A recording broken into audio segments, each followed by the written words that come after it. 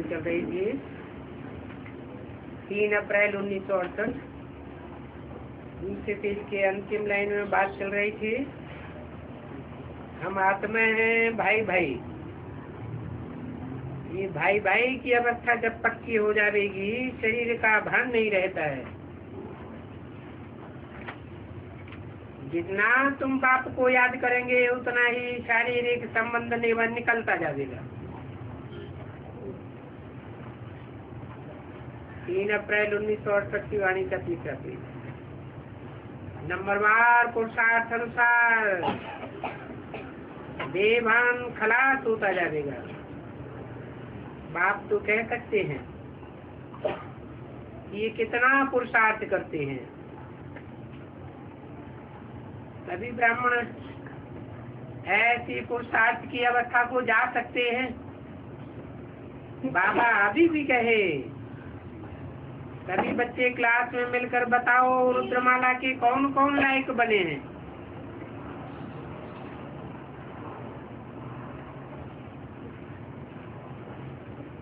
इस समय तो बाबा के पास रिस्पॉन्स आ जाएगा। जो समझदार होंगे ऐसे ऐसे समझदार होंगे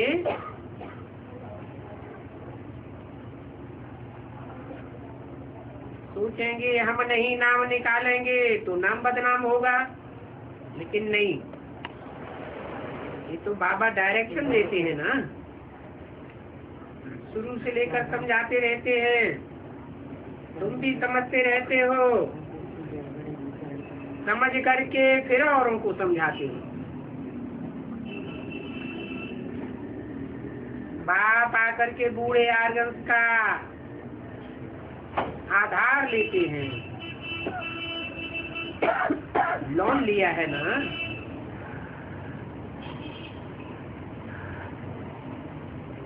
बूढ़े को खांसी होती है तो कहेंगे इनके आर्गन्स को खांसी होती है। ये तो पुरानी साथी है। अभी बच्चों को चक्र का राज तो समझाया है, बाप को याद करना है और चक्र को याद करना है, फिर समझाते रहते हैं। नया कोई आता है तो उनको भी यही समझाना है कि 2 बाप हैं, एक हद का बाप और एक बेहद का बाप। बेहद के बाप से बेहद का वर्षा मिलता है, और वो बेहद का वर्षा मिलता भी है भविष्य की जन्मों के लिए।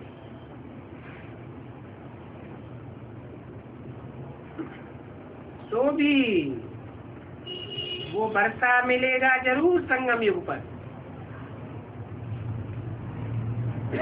तब ही 21 जन्म कहेंगे, नहीं तो कितने जन्म कहेंगे ज्यादा से ज्यादा है? 20 जन्म। अगर बेहद के बाप से वर्षा नहीं मिलेगा तो ज्यादा से ज्यादा 20 जन्म का वर्षा मिलेगा, और बेहद के बाप से वर्षा मिलेगा तो जरूर 21 जन्म का वर्षा मिलेगा, और जरूर संगम युग पर ही मिलेगा। ये समझाने में कोई डिफिकल्ट बात नहीं है।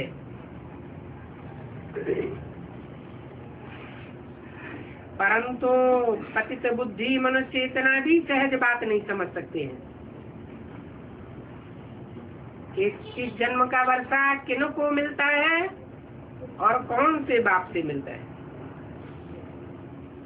ये तो कोई भी कहेंगे कि 2 बाप तो बरोबर हैं। समझाना भी मनुष्यों को होता है। जो जानवर बुद्धि होंगे वो तो समझेंगे ही नहीं। तो ब्रह्मा को कौन सी लिस्ट में डाल दिया? कौन सा जानवर है? कौन सा जानवर? बैल की लिस्ट में डाल दिया। जहाँ जहाँ भी शिव के मंदिर बनावेंगे वहाँ वहाँ बैल को दिखावेंगे। बैल क्या करता है वहाँ? अरे शिव के मंदिर में बैल वहाँ क्या करता है? शिव तो बैठ न सके, बैल के ऊपर शिव सवारी करेगा क्या? लुढ़क जाएगी बिल्ली। अरे बड़ी हो तो भी ठीक, बांध बूंद के रख दी जाए, बिंदी कैसे बैठेगी? तो बिंदी को शिव के ऊपर दिखाया है और शिव को शंकर के ऊपर बिठाते हैं। माना शिव ने शंकर में प्रवेश किया और शंकर ने बैल पर सवारी की। तो समझाने को बैल नहीं चाहिए, कौन चाहिए? नहीं, शिव को समझाने के लिए कौन चाहिए? जानवर नहीं चाहिए, कौन चाहिए? मनुष्य चाहिए। तो कौन मनुष्य का नाम आया पहले? पहले शंकर, प्रजापिता। बाप या करके समझाते, दो बेहद के बाप का राज भी बाप ही आकर के समझाते हैं। एक है मनुष्यों का बाप और दूसरा है आत्माओं का बाप। राजधानी स्थापन होती रहती है। बेहद का बाप परमपिता परमात्मा है तो एक ही, एक है या दो है? परमपिता परमात्मा एक है या दो है? दो है। पर्सनालिटी एक ही है, आत्माएं दो है। ऐसे नहीं सभी आत्माओं को परमात्मा कहेंगे। है? परमात्मा परमपिता एक को कहेंगे और परमात्मा भी एक को ही कहेंगे। ऐसे नहीं सभी को परमात्मा कहेंगे। क्यों? सभी को परमात्मा क्यों नहीं कहेंगे? क्योंकि सभी परम पाठधारी नहीं हो सकते। हीरो पाठधारी तो जरूर एक ही होगा। परमात्मा तो एक ही है और परम पिता भी एक ही है। और दोनों में से निमित्त कौन बनता है? हैं? निमित्त माने क्या? निमित्त माने साकार। और दोनों में से समझाने के लिए निमित्त तो परमात्मा ही बनता है। और तो परम पिता परमात्मा को ही क्रिएटर कहेंगे। क्या? निराकार को क्रिएटर नहीं कहेंगे। वो नई दुनिया क्रिएट करते हैं ना। और एडॉप्शन के सिवाय तो नई दुनिया क्रिएट हो ही नहीं सकती। एडॉप्शन करने के लिए सिर्फ निराकार से काम चल सकता है या साकार भी चाहिए? साकार भी चाहिए। प्रजापिता ब्रह्मा तो सभी का पिता है, कोई भी धर्म वाला क्यों न हो, सबका बाप है। इसलिए हर धर्म में आदम प्रजापिता या आदि पिता को तो सब मानते हैं।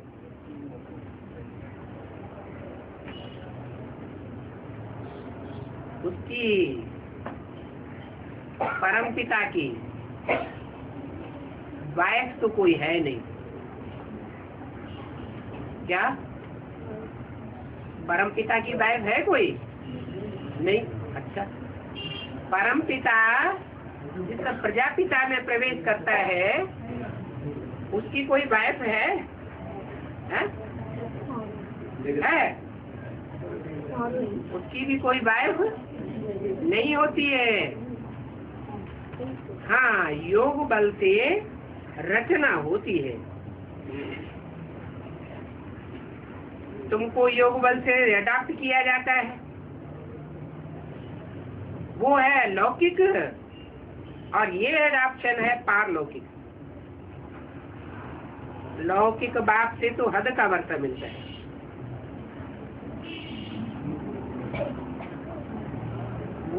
वो हद का वर्षा भी ले सकते हैं और न भी ले सकते हैं, क्योंकि वर्षा देने वाला कब कब मर जाता है। बहुत बच्चे होते हैं, आपस में ही झगड़ा हो जाता है, और यहाँ तो ढेर के ढेर बच्चे हैं, फिर भी देखो कोई का बेहद के बाप की प्रॉपर्टी के लिए झगड़ा नहीं होता है। झगड़ा होता है क्या? पता ही नहीं है कि बेहद के बाप से कौन सी बेहद की प्रॉपर्टी मिलती है, और पता हो भी जाए तो भी अपने आप कोई वर्षा नहीं मिल जाता है, पहले परीक्षा होती है। हाँ, ये कहेंगे कि ये प्रॉपर्टी तो सभी को मिलती है, कोई को कम कोई को जाती, और पढ़ाई से ही मिलती है। जो जितनी पढ़ाई पढ़ेंगे उतना उनकी वर्षा प्राप्त करेंगे। पढ़ाई से प्रॉपर्टी से सभी ही मिलती है, और कोई युग में पढ़ाई से प्रॉपर्टी नहीं मिलती है। पारलौकिक बाप एक ही है, बाकी तो सभी है उनके बच्चे। एक बाप से क्या प्रॉपर्टी मिलेगी? नई दुनिया की प्रॉपर्टी मिलेगी। वो नई दुनिया का रचयिता है कौन? परमपिता परमात्मा। अगर सिर्फ कहें परमपिता तो नई दुनिया का रचयिता कह सकते हैं या नहीं कह सकते? नहीं कह सकते। नई दुनिया का रचयिता राम है, और मेरा नाम तो शिव है। वो कभी बदलता नहीं है। जब तन बदलते हैं तो नाम भी बदल जाता है। राम के तन में प्रवेश करते हैं तो नाम भी राम निराकार से साकार राम हो जाता है। पुरानी दुनिया का रचयिता रावण, और नई दुनिया का रचयिता राम है। ये भी सहज समझाने की बातें हैं, वो तो सभी हद की बातें हो गई। वो है विकारी बाप और ये है निर्विकारी बाप। सत्युग में रावण का नाम ही नहीं होता है, वो है ही दैवी दुनिया। बात समझाते हैं, बाद में रावण राज्य होता है। जब रावण राज्य होता है तो तुम्हारी चलन भी आसुरी हो जाती है। शराब जिसका मिलता है उनका कोई गीत थोड़ी गाया जाता है। रावण का कोई गीत गावेंगे क्या? गायन करेंगे क्या? उनकी तो कुछ भी महिमा नहीं करेंगे। हाँ, बाप की महिमा गाते हैं। तो ये सभी बातें बाप ही इस समय बैठ समझाते हैं। इससे साबित होता है बाप सुखदाता है और रावण दुखदाता है। क्यों दुखदाता है? रावण रुलाने वाला है, इसलिए बाप की कोई महिमा नहीं गाते हैं। उनकी कुछ भी महिमा नहीं करेंगे। ये सब बातें बाप ही बैठ समझाते हैं। बाप नहीं है तो सभी भक्ति में लगे रहते। तुम भी भक्ति में थे, अभी मालूम पड़ा है। तो भक्ति मार्ग में चलना कोई ज्ञान तो है नहीं, तभी भक्ति ही भक्ति। ज्ञान से सदगति रूपी दिन बन जाता है, भक्ति से रात हो जाती है। शास्त्रों में भी लिखा हुआ है, क्या है? कहाँ की बात लिखी हुई है शास्त्रों में? क्या बात लिखी हुई है? ब्रह्मा का दिन और ब्रह्मा की रात। संगम युग की बात है, माना संगम युग में ब्रह्मा का दिन भी होता है, तो संगम युग में ब्रह्मा की रात भी होती है। संगम युग में ही ब्रह्मा होता है, ब्रह्मा अंधेरे में तो ब्राह्मण भी अंधेरे में आ जाते। यहाँ बैठे हुए सब ब्राह्मण अंधेरे में हैं या उजियाले में हैं? उजियाले में। अच्छा, ब्रह्मा आदि इस समय जो अव्वल नंबर ब्रह्मा का पार्ट बजाने वाला है सहनशीलता का, वो अंधेरे में है या उजियाले में है? आधे कह रहे अंधेरे में, आधे कह रहे उजियाले में। पढ़ रहा है, वो पढ़ाई पढ़ रहा है तो उजियाले में आ गया या अंधेरे में? उजाले में है। माने गीता का भगवान कौन है, ये उसकी आंखों के सामने अंधेरा नहीं आता है? जब तक वो बाप में है। कौन है बाप में? पढ़ रहे हैं, हाँ। तब तक उसके भाव में गीता का भगवान परम पिता परमात्मा है, वो शिव भगवान है। माने जब प्रवेश करता है तो बुद्धि में बैठ जाता है गीता का भगवान कौन है? नहीं, शिव शंकर भोलेनाथ बैठ जाता है, तब वो उधर जाता है। हाँ, उसकी बुद्धि में ये नहीं आता कि गीता का भगवान मैं नहीं हूँ।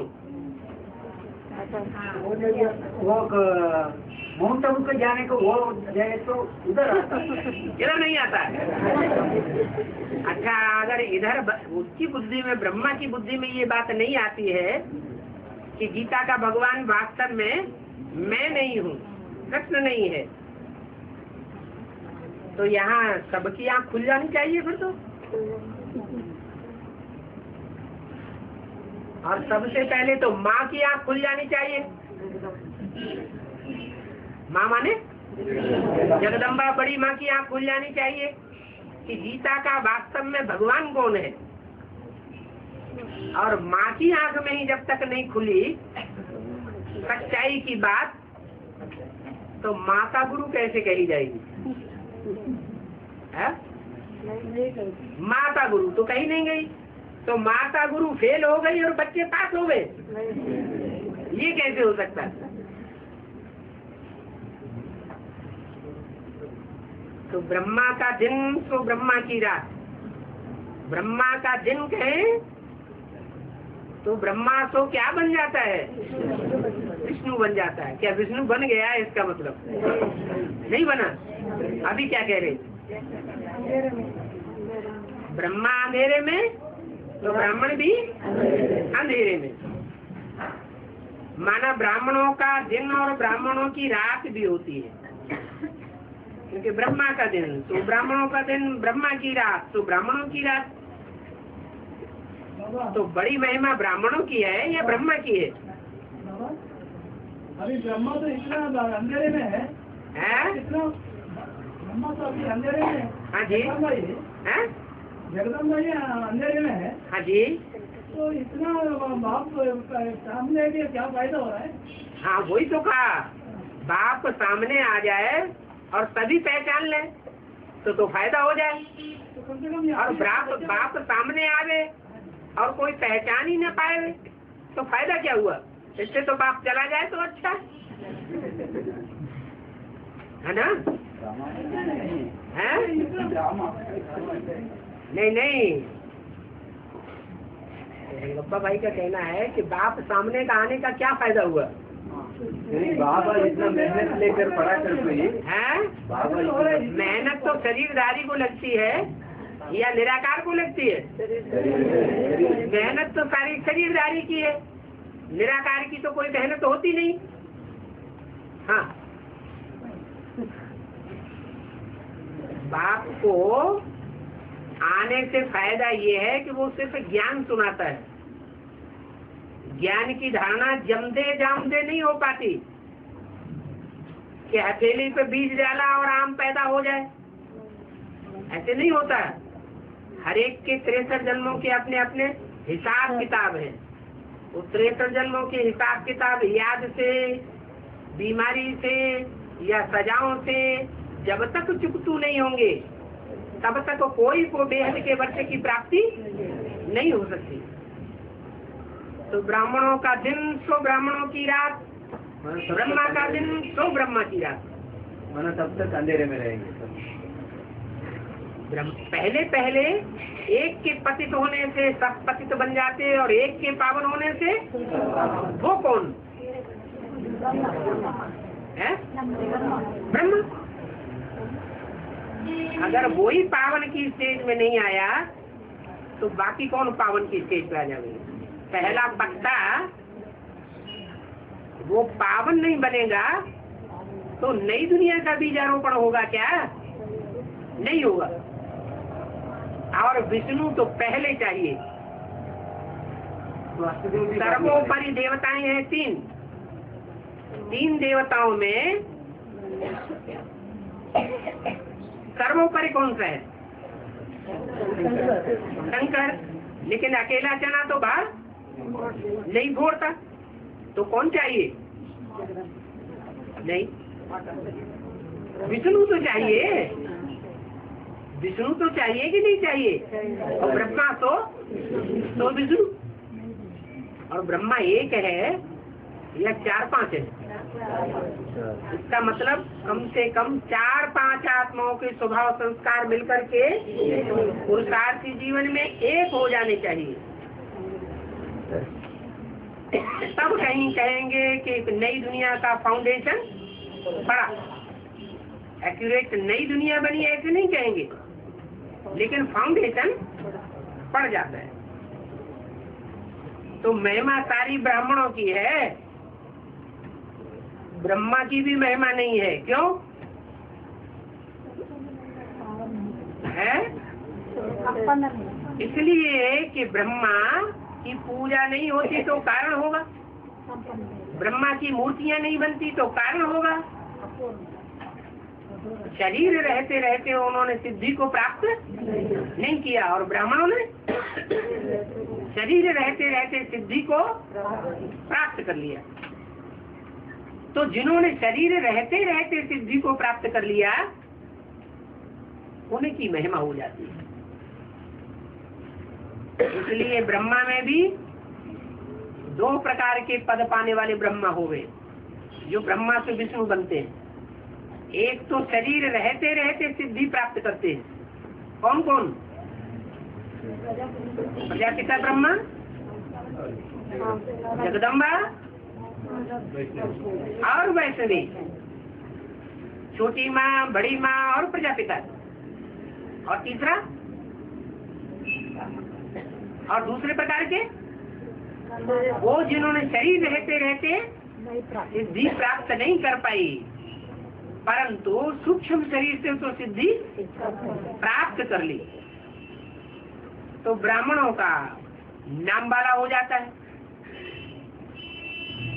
जो सूक्ष्म शरीरधारी होते हैं वो फरिश्ता कहे जाते हैं, और जो शरीर सहित फरिश्ता बनते हैं वो पक्के ब्राह्मण कहे जाते हैं।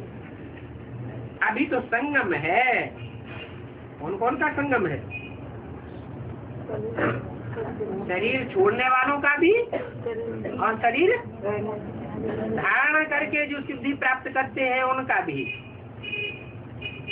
तो अभी न रात है और न दिन है। उनको कहा जाता है पुरुषोत्तम संगम युग के ब्राह्मण। इनका किसको भी पता नहीं है। ब्राह्मणों का यह संगम पर ही कुल होता है। पुरुषोत्तम बनने का ये पुरुषोत्तम संगम युग है। एक एक ब्राह्मणों को पुरुषों में उत्तम बनना है, नंबरवार पुरुषार्थ अनुसार।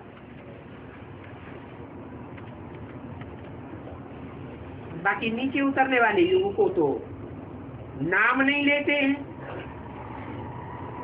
क्या ये नहीं कहते हैं सतयुग की महिमा है शास्त्रों में, त्रेता की महिमा है, द्वापर की महिमा है? क्या कहते हैं? कौन सी युग की महिमा है? पुरुषोत्तम संगम युग की महिमा है। जबकि पुरानी दुनिया चेंज होती है,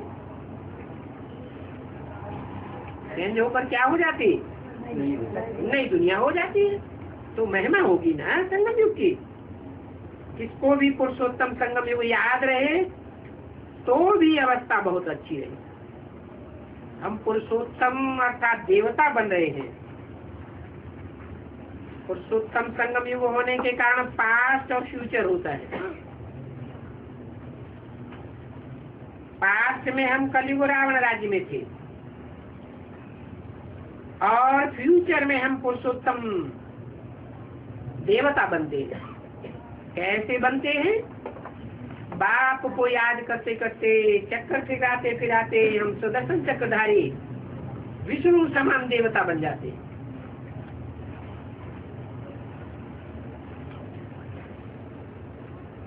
मुख्य बात तो है दो बातों की समझानी।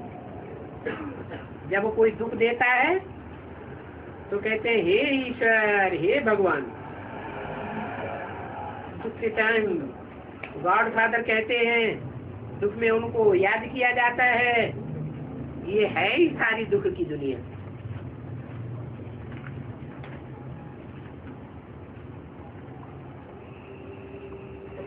तीन अप्रैल 1968 की वाणी का चौथा पेज। तुम सभा में भी समझा सकते हो। स्त्री हो व पुरुष हो, दोनों को ही दो बाप हैं, लौकिक और पारलौकिक। ऐसा कोई मनुष्य नहीं होगा जो हे ईश्वर, हे प्रभु, हे परमपिता न कहता हो। क्या कहा है? अर्थ साहित्य कहते हैं कि बिना अर्थ के कहते हैं? अर्थ जानते हैं वो? ईश्वर का अर्थ जानते ही नहीं। ईश्वर को ही जानते नहीं। भक्ति मार्ग में तो अनर्थ ही अनर्थ है। यहाँ ज्ञान मार्ग में अर्थ सहित तुम बच्चे कहते हो। ईश्वर ईश्वर माने शासन करने वाला। कैसा शासन करने वाला? पर श्रेष्ठ से श्रेष्ठ शासन करने वाला। कैसा शासन करता है? प्यार का शासन करने वाला है। क्या? धर्मराज अलग और बाप प्यार का सागर अलग। लौकिक बाप को तो भगवान नहीं कहेंगे। भगवान को हम याद करते हैं, जानते हैं वो स्वर्ग का रचयिता है। वो तो जरूर हमको स्वर्ग का मालिक बना देंगे। हम स्वर्ग के मालिक थे, फिर हम कैसे नीचे गिरते हैं तो तुम जानते हो। फिर तो कहते हैं बाप को याद करो, तुम स्वर्ग के मालिक बन जाओगे। और तकलीफ थोड़ी देते हैं। प्रदर्शनी में, प्रभात फेरी में इसको एकांत में बिठाए समझा ही नहीं सकेंगे कि तुम्हारे दो बाप हैं। इतना टाइम ही नहीं है, भीड़ भाड़ हो जाती है। हाँ, भाषण में कोई कोई समझाते होंगे। अब नई नई बात नई दुनिया के लिए समझाते हैं। क्या बात है? नई दुनिया स्थापन होती है दो बाप से। दोनों बेहद के बाप हैं। हद का बाप शरीर का बाप, और बेहद के बाप एक है आत्मा का बाप, एक है शरीरों का बाप, मनुष्य शरीरों का बाप। मनुष्य शरीर के बाप में आत्माओं का बाप आकर के मुकर्रर रूप से प्रवेश करते हैं। तो तुम ये बात भाषण में समझाते रहेंगे कि हम नई दुनिया लाने के लिए नई नई बात समझाते हैं। ये बात दुनिया में और कोई की बुद्धि में नहीं है। भल हिंदू लोग कहते हैं शिव शंकर भोलेनाथ, परंतु वो एक समझ लेते हैं या दो समझते हैं? वो तो समझते हैं शिव शंकर एक ही है। अभी बाप आकर बताते हैं कि शिव अलग और शंकर की आत्मा अलग। आत्माएं दो हैं और शरीर एक ही होता है, जिनका संकरण हो जाता है। ये पुरानी दुनिया अभी खत्म होनी है। विनाश तो सामने खड़ा है। सामने खड़ा है का मतलब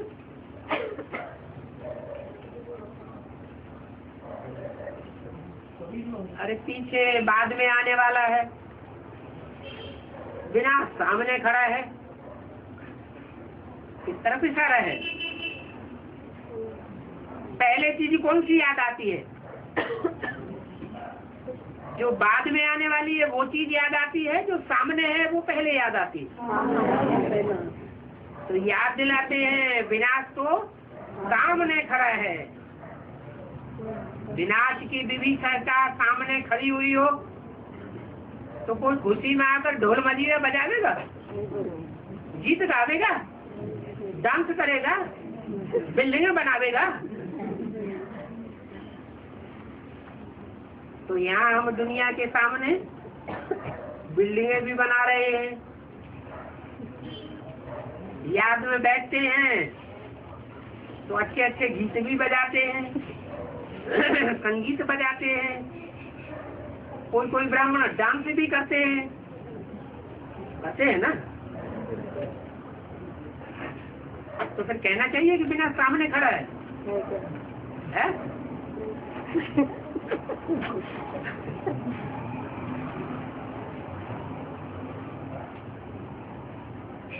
एक बाप ही नई दुनिया स्थापन करने वाला है। क्या बात हो गई?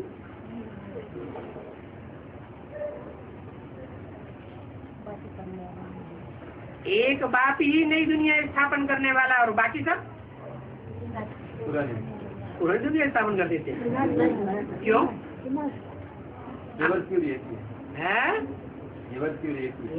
एक बाप ही नई दुनिया स्थापन करने वाला है, बाकी सब कुछ न कुछ पुरानापन भर देते हैं।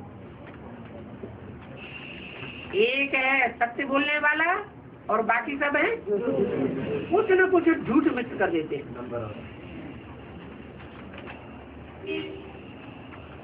उन बाप का वर्षा आधा कल्प के लिए मिलता है। रावण के आने से पुरानी सृष्टि हो जाती है। नई सृष्टि सिर्फ बाप की मत पर होती है। अब जो जितना बाप की मत पर चले उतना अपने लिए नई सृष्टि का वर्षा ले लेवे। पुरानी सृष्टि रावण की मत पर होती है। पुरानी सृष्टि में अगर अल्पकाल का वर्षा किसी को लेना हो तो क्या करे? रावण की मत पर चले। जितना जितना हम रावण की मत पर चलते हैं उतना अल्पकाल का दुख का वर्षा लेते हैं, और जितना जितना बाप की मत पर चलते हैं उतना उतना अविनाशी की जन्मों का वर्षा तो मिलता ही है। लेकिन रावण की पुरानी दुनिया में भी बाप की बताई हुई सच्चाई की बातों पर चलने का संस्कार बन जाने के कारण हम लंबे समय का सुख अनुभव करते हैं, दुख अनुभव नहीं करते।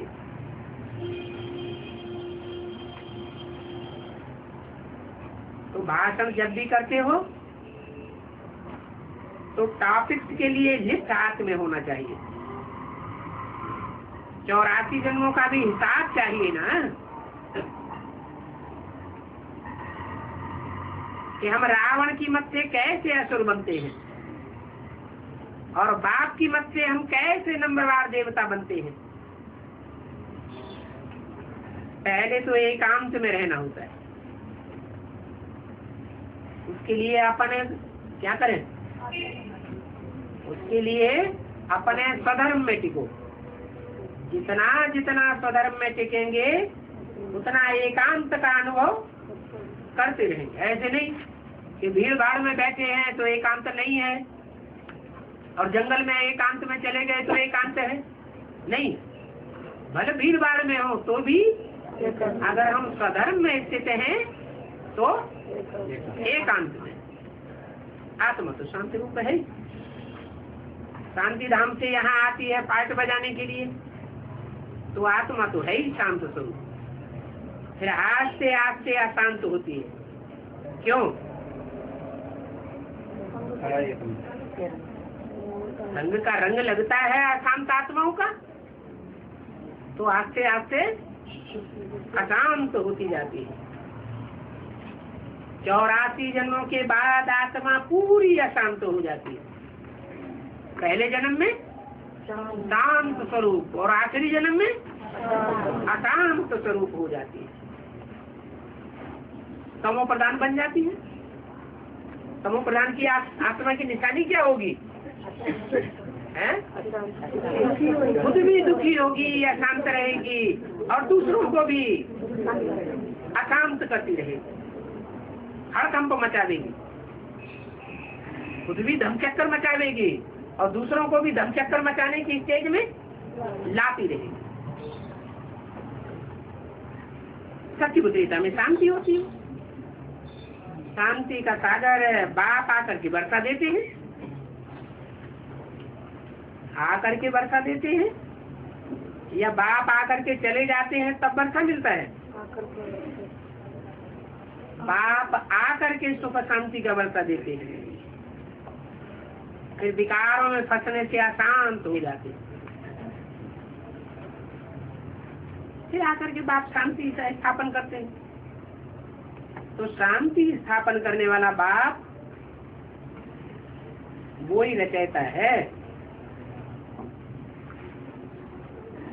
अशांति स्थापन करने वाला रावण, क्या कहा उसको, क्या कहेंगे हैं? शांति स्थापन करने वाला क्या है और शांति स्थापन करने वाला बाप क्या है? बाप को तो रचयिता बता दिया। शांति स्थापन करने वाला बाप रचयिता है और शांति स्थापन करने वाला रावण क्या है?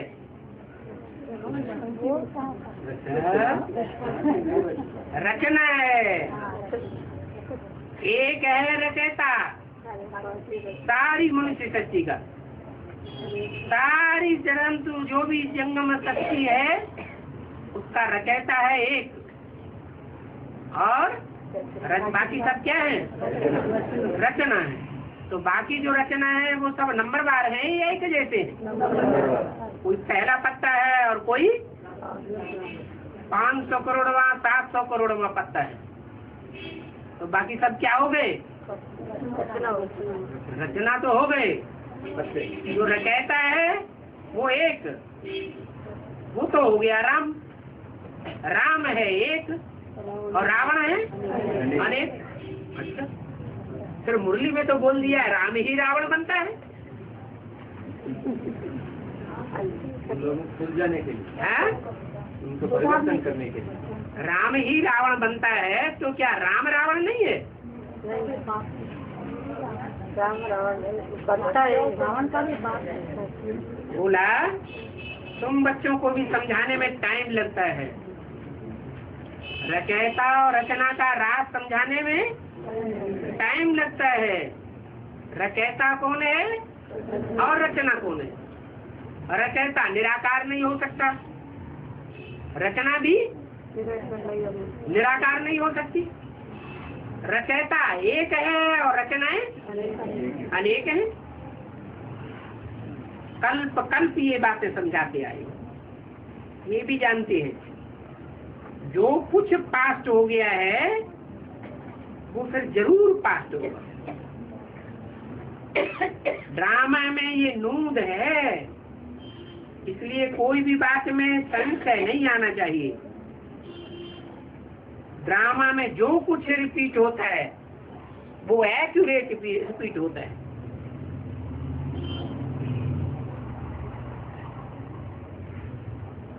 ड्रामा की रिपीटिशन है तो कुछ भी संशय नहीं होगा। कोई भी चला जाए संशय नहीं होगा। क्यों?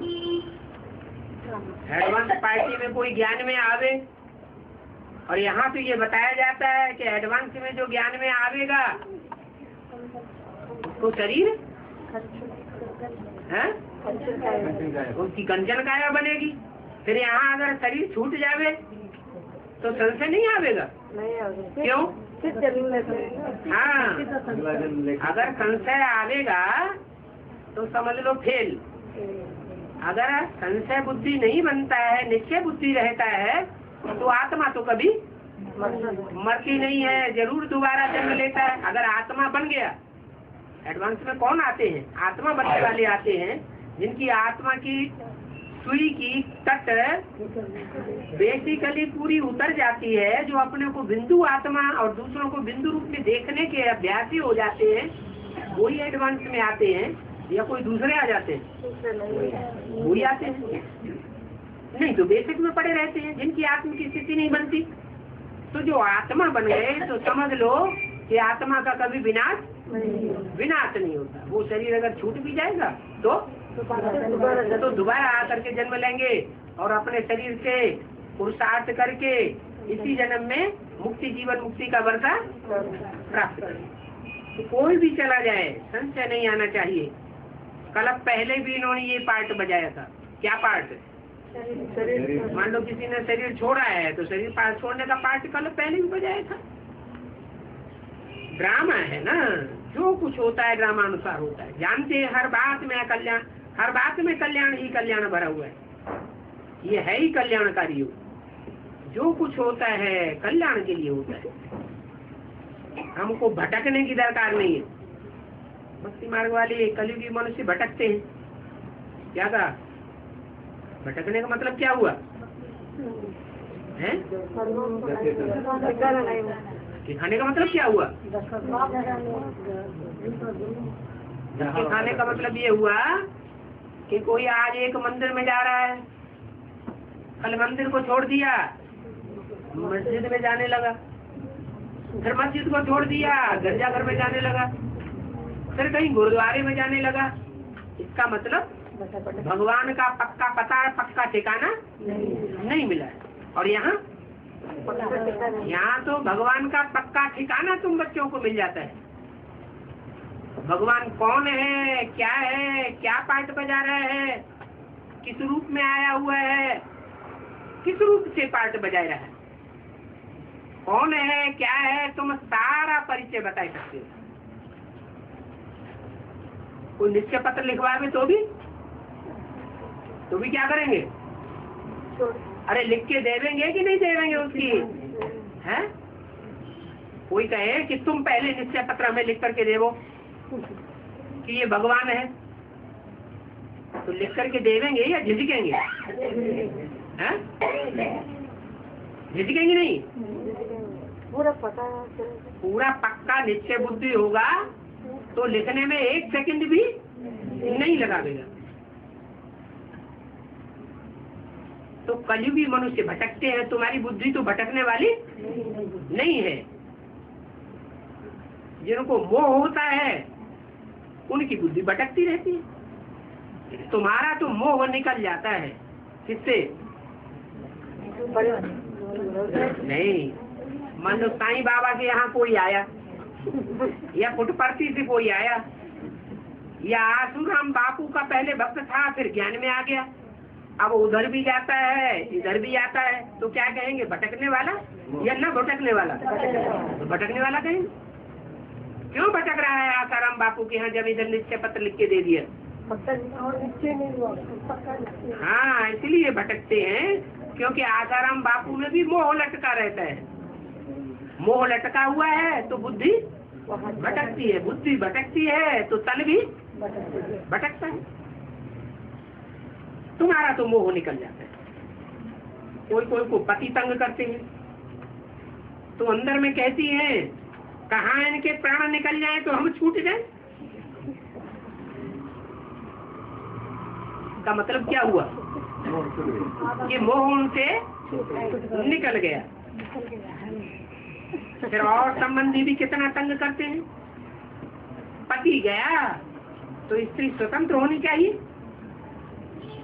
परंतु पति मर जाता है तो पत्नी और संबंधी जो होते हैं उनके बंधन में आ जाती है।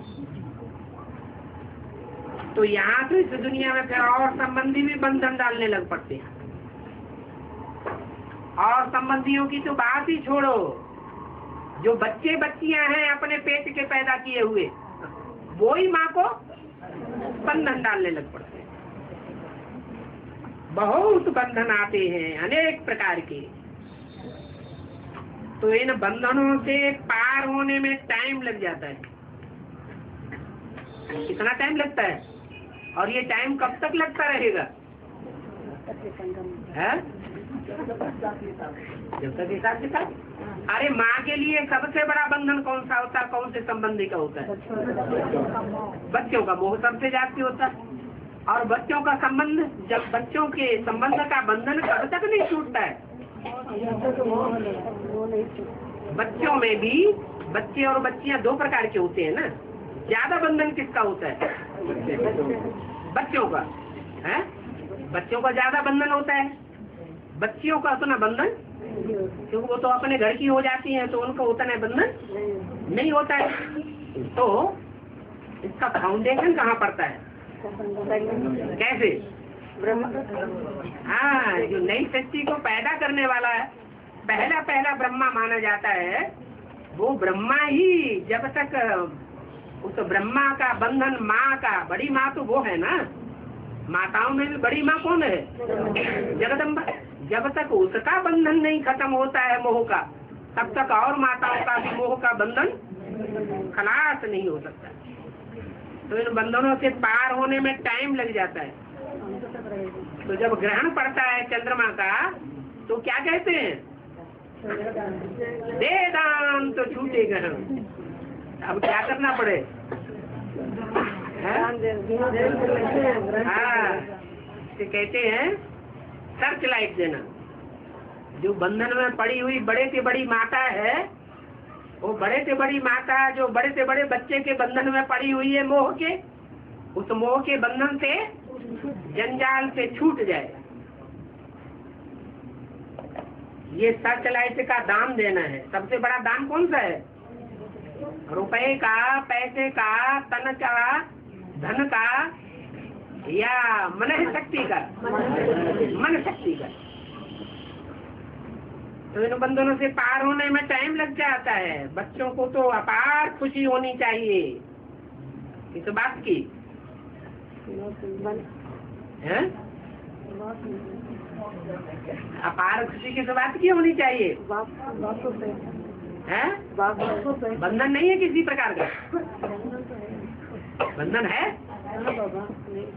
हाँ, नहीं टूटा तो है, लेकिन अपार खुशी इस बात की होनी चाहिए। ये जो बंधन है, उन बंधनों को पहले तोड़ने की जिम्मेवारी किसकी है? हैं? पहले किसका बंधन टूटना चाहिए? जगदम्बा का बंधन टूटना चाहिए। इसलिए हमारे ऊपर इतनी जिम्मेवारी नहीं है। पहली जिम्मेवारी किसके ऊपर है? जगदम्बा के ऊपर है। और जगदम्बा से भी ज्यादा जिम्मेवारी किसके ऊपर है? आपके ऊपर बाप जिम्मेवारी महसूस करता है कि बाप का पटक नंद गिरधारी ना लौटाना थारी है। वो कहाँ का रहवासी है? तो दुनिया से संन्यास माताएं लेती हैं या पुरुष लेते हैं? पुरुष संन्यास ले जाते हैं, मस्त हो जाते हैं, लेकिन सारी जिम्मेवारी बाल बच्चों की फिर किसके ऊपर आ जाती है? माँ के ऊपर आ जाती है। यहाँ तो बेहद की दुनिया स्थापन होने जा रही है। ब्राह्मणों की दुनिया हद की है, बेहद की है, बेहद की ब्राह्मणों की दुनिया। बेहद की ब्राह्मणों की दुनिया में जो बड़े से बड़ा परिवार है अंदरूनी, कितने बच्चों का है?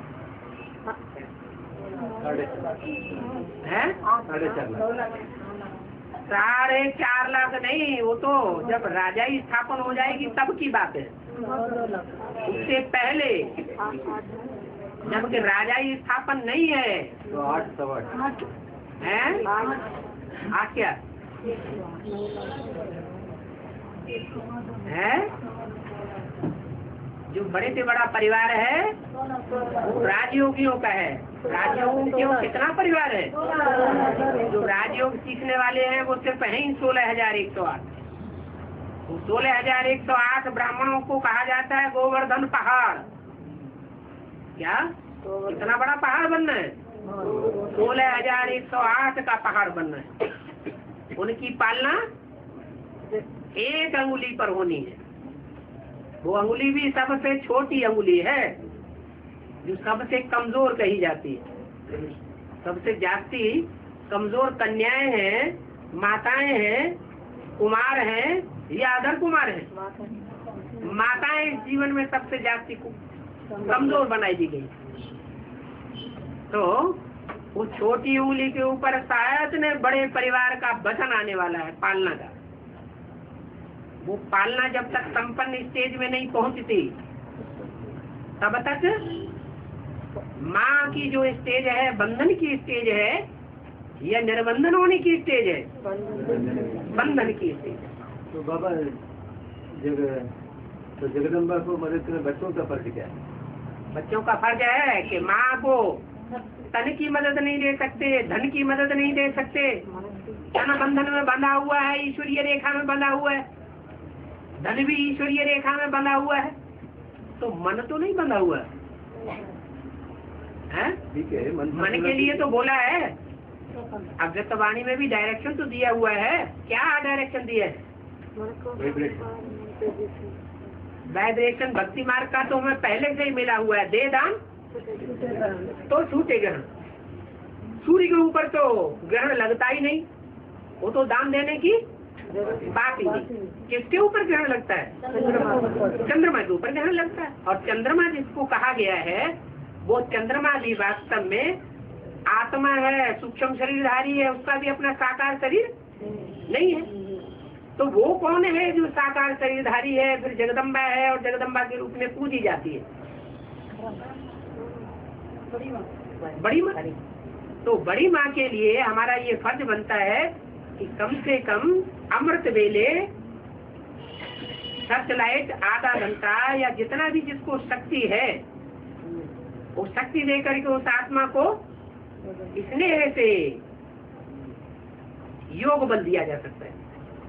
और ये भी बोला हुआ है जब तक प्रकृति को पावन नहीं बनाया है तब तक प्रकृति जीत नहीं कहे जावेंगे। तो प्रकृति पावन बनेगी ज्ञान से, ज्ञान सुनाने से पावन बनेगी या बुद्धियोग से पावन बनेगी? ज्ञान से पावन क्यों नहीं बनेगी? ज्ञान तो वो और हमको सुना देगी। क्या हमको? हाँ, ज्ञान तो जो कोई ज्ञान से कन्वर्ट करना चाहे उनको ही ज्ञान सुना देगी। वो ज्ञान नहीं चाहती। क्या चाहती है? तो दुनिया में ज्ञानी तो सुनाने वाले बहुत हो गए। क्या प्रकृति जो है सच्चा प्यार चाहती है, और सच्चा प्यार प्रकृति माँ को इस दुनिया में किसी से मिलता नहीं, और जिससे मिलता है उसको जड़ बुद्धि होने के कारण वो पहचान नहीं पाती। तो इन बंधनों से पार होने में टाइम लग जाता है। फिर भी तुम बच्चों को अपार खुशी होनी चाहिए। क्या अपार खुशी होनी चाहिए कि हमको बाप ने देखो ऊंची से ऊंची जो पाटदारी हैं उनको भी ऊंची स्टेज में लाने के लिए हमको निमित्त बनाया है। किसको निमित्त बनाया है? हम बच्चों को निमित्त बनाया है। तो बच्चों को अपार खुशी होनी चाहिए। अभी राजधानी स्थापन हो गई है, राजधानी में जो जितना करेगा उसको उतना प्राप्ति होगी। देखते हैं जो सर्विस करते हैं उनको अपार खुशी रहती है, करके देख लो। अगर अनुभव न हो तो अभी भी करके देख लो। जिस दिन हम सर्विस करेंगे, चाहे मनसा, चाहे वाचा, चाहे कर्मेंद्रियों से, कर्मणा, चाहे धन से, उन दिनों जरूर आंतरिक से खुशी अनुभव होगी।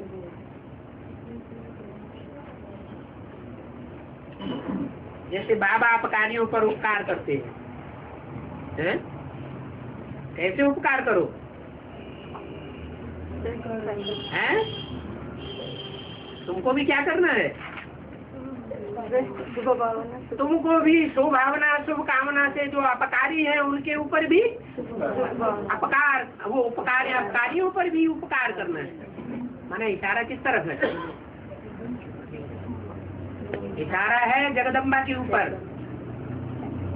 तुम्हारे कुल का नाम बाला किया या नाम बदनाम कर दिया? क्या किया? अरे ईश्वरीय सेवा में जो अभी कार्य चल रहा है सूर्यवंशियों का, उसमें नाम बदनाम कर दिया है या और पंगा लेकर के मोह में आकर के, बच्चों के मोह में आकर के पाला बदल दी, पाला बदल दी, तो अपकार हुआ ना। सूर्यवंशी कुल का तो अपकार हो गया, जो वंश बाप स्थापन करने के लिए आया हुआ। परंतु फिर भी हमको क्या करना है? हमको ऐसे अपकारियों के ऊपर भी उपकार करना है। इसलिए यहाँ बोला जैसे जैसे बाबा अपकारियों पर उपकार करते हैं, ऐसे ही तुम भी। उनसे घृणा आने की बात नहीं है, उनके अपकारों को भूल जाओ। क्या याद करो? बाप सतो प्रधान स्टेज बच्चों की याद करते हैं या तमो प्रधान स्टेज याद करते हैं? बाप भी हर बच्चे की सतो प्रधान स्टेज देखते हैं। माँ के बारे में बाप ये नहीं सोचता कि अभी वर्तमान में स्टेज कैसी है, बच्चों के बारे में भी नहीं सोचता अभी बच्चों की वर्तमान कैसी स्टेज। बाप हर बच्चे की सतो प्रधान स्टेज देखता है। माँ की भी संपन्न नहीं, सतो प्रधान स्टेज जब आज में शुरुआत में एडवांस में या बेसिक में आए तब स्टेज क्या थी, तब कितना सहयोगी बने। अगर उस समय के रूप में एडवांस में बड़ी माँ सहयोगी न बनी होती तो इतने सब बैठे होते क्या? यहाँ नहीं बैठे होते। तो बाप हर बच्चे का सात्विक रूप देखते हैं। तुमको भी अपकारियों पर उपकार करना है। बाबा ऐसे नहीं कहते हैं कि जल्दी जल्दी हो जाए। क्या जल्दी तो कुछ नहीं होने वाला है। ये ड्रामा तो जू मिसल चलता है। जू कैसे चलता है? धीरे धीरे चलता है। तुम सर्विस करते रहो। तुम्हारा फर्ज क्या है? ड्रामा धीरे चले जल्दी चले, इससे हमें लेना देना नहीं। क्या करें? हम सर्विस अपनी जितनी हो सके उतना करते रहें। ड्रामा तो बिल्कुल जू मिसल ही चलेगा। तुम दिक्कत से फारग हो जाओ। जुआ होता है ना सर में, धीरे धीरे रहता है, तो ड्रामा भी धीरे धीरे चलता है। तो तुम सर्विस करते रहो, तुम फिकर से फारिग हो जाओ। Follow father. ड्रामा में जिस समय जो नूद होगी वो होता रहता है। कोई का शरीर छूटना है, मान लो धरती हिलती है, तो समझो ये ड्रामा का पार्ट चल रहा है। इसमें घबराने की बात नहीं, कोई फिक्रात नहीं। निश्चय में अडोल अटल रहना है। ये तो पक्की गारंटी है। दिल के अंदर बांध लो, एक स्वीट फादर को ही याद करना है और सर्विस करनी है। उठते बैठते चलते फिरते गृहस्थ व्यवहार में रहते बाप को याद करना है। दुकान में धंधा आदि करते, भक्ति में देवताओं को याद नहीं करते हैं क्या? हनुमान के पुजारी होंगे तो चित्र रख देते हैं दुकान में, दुकान में चित्र रखेंगे, याद करते रहेंगे, दुकानदारी करते रहेंगे। अभी बाप कहते हैं, अभी बाप क्या कहते हैं? भक्ति मार्ग में तो ऐसे करते रहे 63 जन्मों के संस्कार। अभी बाप क्या कहते हैं? और संग तोड़ हनुमान हो चाहे महाकाली हो, सबका संग तोड़ बुद्धि से एक को याद करो। कितना सहज रास्ता बताते हैं। अच्छा, मीठे मीठे रूहानी बच्चों को रूहानी बाप व दादा का याद प्यार। Good morning. ओम शांति।